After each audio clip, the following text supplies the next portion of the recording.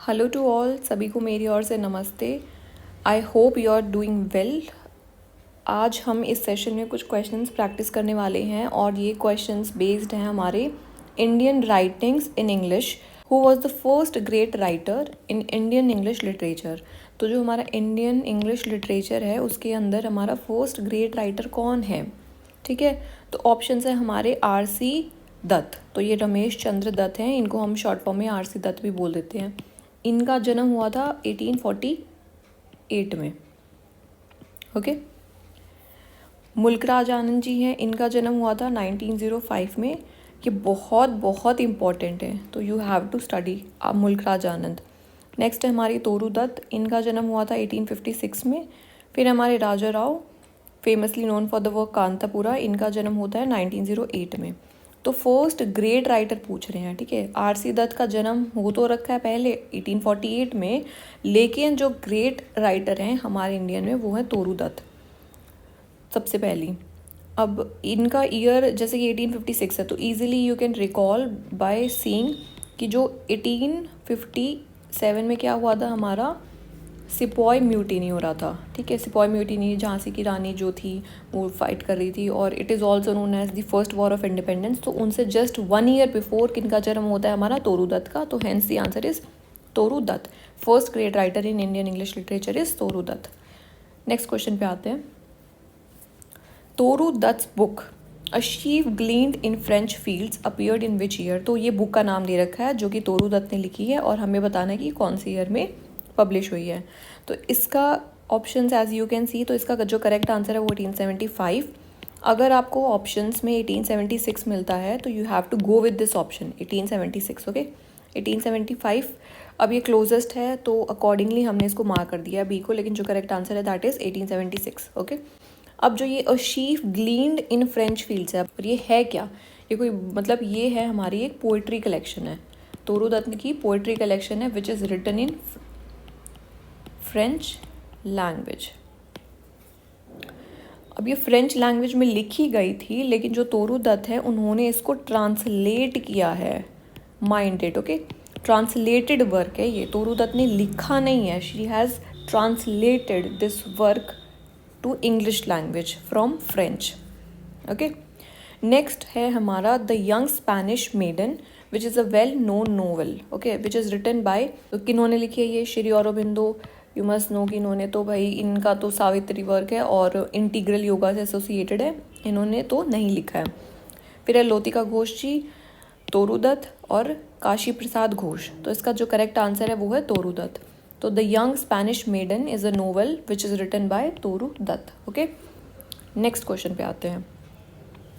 In which poem, तो poem बतानी है। Toru Dutt has tried to recapture the past and to immortalise the moments of the time. तो कौन सी poem में तोरू दत्त जी ने क्या करा है, इमोर्टलाइज करने की कोशिश करी है टाइम को। तो which poem is that? Our casuarina tree, Baugmaree, the lotus and Sita. अब ये जितनी भी चारों की चारों पोएम्स है ना, ये सारी तोरू दत्त ने लिखी हुई हैं। तो इनके नाम आप याद कर लेना बस, Sita, lotus, Baugmaree, our casuarina tree. तो इसका जो करेक्ट आंसर है ना वो है आवर कैसुरीना ट्री। ये बहुत इंपॉर्टेंट पोएम है, इसमें से लाइंस भी पूछी जाती हैं, तो you have to read this poem, okay. It's a very short poem. तो इस पोएम में क्या है ना, जो तोरू दत्त है जैसे कि वो बंगाल में थी, तो उनके जो घर में बैकयार्ड में एक ट्री था जिसको वो कैसुरीना ट्री बोलती है, और इस ट्री को उन्होंने इमोर्टलाइज करने की कोशिश करी है, the moments of time through this tree. तो इसको वो एक्सप्लेन करती है कि भाई ये एक ट्री था और कुछ जो ब्यूटीफुल सीनरीज है, मतलब जो भी ऐसे सांप लिपटे हुए हैं, तो ये सब उनको डिस्क्राइब करा है। तो this is our casuarina tree. और जो बाकी पोएम्स है वो याद रखनी है, बॉगमेर, लोटस और सीता। और एक और इनकी पोएम है लक्ष्मण। तो लक्ष्मण, सीता, लोटस, बॉगमेर। अब अगला क्वेश्चन हमारा 5th क्वेश्चन, इसमें क्या दिया गया है, कुछ लाइंस दी गई हैं और बोला है कि ये लाइंस किन्होंने लिखी हैं। तो आपको मुझे ये भी बताना है कि कौन सी पोएम से उठाई गई हैं lines, that is also equally important. Love came to Flora asking for a flower, okay, asking for a flower, that would of flowers be undisputed queen. तो फ्लावर्स में अनडिस्प्यूटेड क्वीन कौन है, तो इस मुद्दे पे इस चीज़ पे बात करी गई है तोरू दत्त के द्वारा। तो इसका आंसर हो गया तोरू दत्त। लेकिन which poem, these lines are taken from which poem, it is taken from the poem lotus. अभी हमने देखा था ना लोटस पोएम जिन्होंने लिखी है तोरू दत्त ने। तो ये जो लाइंस है ना फ्लावर्स की बातें करी गई है, तो ये लोटस में करी गई है, लोटस जो पोएम है, ठीक है। अब हम आ गए अपने 6th क्वेश्चन पे। 6th क्वेश्चन में भी कुछ लाइंस दी गई हैं और पूछा है कि who is the writer of these lines, कौन है इनके लेखक, कौन है, किन्होंने लिखा है, कवि कौन है इनके जो लाइंस लिखी गई हैं। In memory till the hot tears blind mine eyes, what is that dirge like murmur that I see, that I hear like the sea breaking on a single beach. Okay, so these are the lines. It is very difficult to guess. तो ये सरोजनी नायडू की हैं क्या, ये तोरू दत्त की हैं, या फिर सुब्रमण्य भारती की हैं, या इनमें से किसी की भी नहीं है। तो इसका जो करेक्ट आंसर है वो है हमारा तोरू दत्त। अब ये जो लाइंस है ना, ये लाइंस ली गई हैं हमारे आवर कैसुरीना ट्री। और जो आर कैसुरीना ट्री है ये मैंने ऑलरेडी बता दिया, you have to read this poem, this is very important poem, इसको टेक्स्ट रीड करना है इसका पोएम का, आर कैसुरीना ट्री। उसमें से ये लाइन ली गई हैं, in memory, okay, in memory till the hot tears blind mine eyes. तो याद करिए ना, वो अपने बहन भाइयों की याद में उन्होंने लिखी है, क्योंकि उनके बहन भाइयों की भी डेथ हो गई थी। And she also died at a young age because of tuberculosis. तो टीबी का जब इलाज नहीं था तो she also died. Next question पे आ जाते हैं। हमारा नेक्स्ट क्वेश्चन है द फ्रेंच नोवेल, यानी कि ये फ्रेंच लैंग्वेज में लिखा गया है, ले जर्नल दे, ये पता नहीं क्या ही वर्ड है, ठीक है, ये नोवेल का नाम है, ले journal they, I don't know, French language. तो ये पूछा है कि इज़ रिटन बाय होम। अब हमने देखा कि जो फ्रेंच लैंग्वेज है वो तोरू दत्त को बड़ी अच्छे से आती थी, तोरू दत्त जी को, इसका आंसर हो जाएगा तोरू दत्त। तो ये एक फ्रेंच नोवेल है, this is written by Toru Dutt. तो थोड़ा सा मतलब याद रख लेना कि ये नाम है, because they can ask the questions like which among the following is not a work by Toru Dutt. तो हमने जो पहले पोएम्स भी देख ली हैं, लोटस, लक्ष्मण, सीता और आर कैसुरीना ट्री, ये सारे पोएम्स हो गई, और एक ये वर्क हो गया इनका। हमारा नेक्स्ट क्वेश्चन है 8th। इसमें भी कुछ लाइंस दी गई हैं, पूछा कौन सी पोएम से लाइंस ली गई हैं। तो let us read the lines. Drunken with beauty, then gaze and gaze on a primeval Eden in amaze. Okay, drunken with the beauty और फिर गेज एंड गेज, इसको याद रख लेना, मतलब ये क्वेश्चन को। These lines are taken from casuarina tree से नहीं ली गई हैं, लोटस से भी नहीं ली गई हैं, द ट्री ऑफ लाइफ से भी नहीं ली गई हैं। ये लाइन्स ली गई हैं इससे, बॉगमेरे पोएम से। ये एक सोनेट है और ये सोनेट भी तोरू दत्त जी ने ही लिखी है। तो बस इसको ना, इसको रट्टा मार लेना, ये पोएम, ये सोनेट रीड करने की कोई ज़रूरत नहीं है, बस ये एक पोएम हमने रीड करनी है।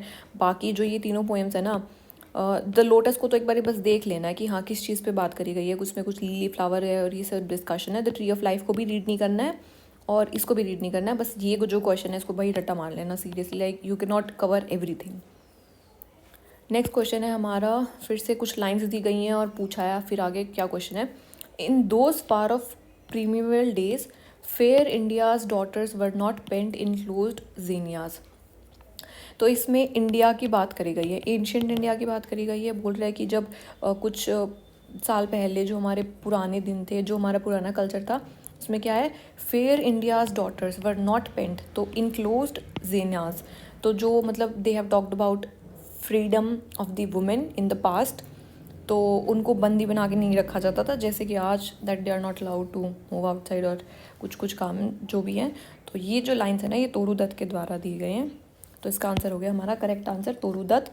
और जो ये कौन से उससे वर्क से लिया गया है, द बैलेड ऑफ सावित्री, बस ये वर्क का नाम याद रख लेना है ना। अब ये बहुत ही बड़ा है, बैलेड ऑफ सावित्री, इसको नहीं रीड करने जा सकते, तो इस क्वेश्चन को रट्टा मार लेना, बैलेड ऑफ सावित्री। तो ये भी तोरू दत्त ने ही लिखी है एक। नेक्स्ट क्वेश्चन है हमारा, हुज फादर वॉज गोविंद चुंदर। तो ये किनके पिताजी का नाम है, जो कि एक लिंग्विस्ट थे, कल्चर्ड मैन, ठीक है, with literary learnings and generous impulses. तो ये किनके पिताजी हैं, हम जब तोरू दत्त के ऊपर क्वेश्चंस करें तो ये तोरू दत्त के पिताजी हैं। तो बस इसको भी रट्टा मार लेना, क्योंकि इसमें we are not going to dive into the personal details of Toru Dutt, बस इसको रट्टा मार लेना। Govind Chandra is the father of Toru Dutt, ठीक है। Which of the following poems is not by Toru Dutt? So this becomes very easy question now. इतने सारे अब क्वेश्चंस कर लिए, तो कौन सी पोएम है जो तोरू दत्त ने नहीं लिखी है। अभी हमने देखा द ट्री ऑफ लाइफ लिखी है, ठीक है, सीता भी लिखी है, लक्ष्मण भी लिखी थी, अभी हमने पीछे देखा आर कैसुरीना ट्री, ये तो बहुत इंपॉर्टेंट है भाई, ये तो लिखी है।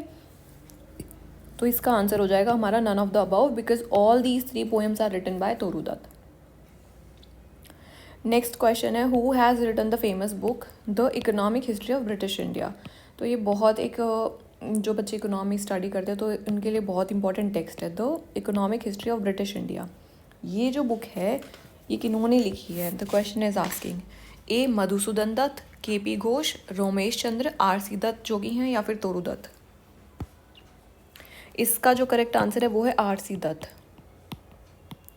इसको याद रखना है। आर सी दत्त ने कौन सी बुक लिखी है? The economic history of British India. ये एक फॉर्मर IAS भी रह चुके हैं और इनका बहुत ज़्यादा इकोनॉमिक में इंटरेस्ट था, तो ये इनका एक ही वर्क है, मतलब तो ये बस याद रख लेना अगर इनके इस पेपर में आ जाए, the economic history of British India.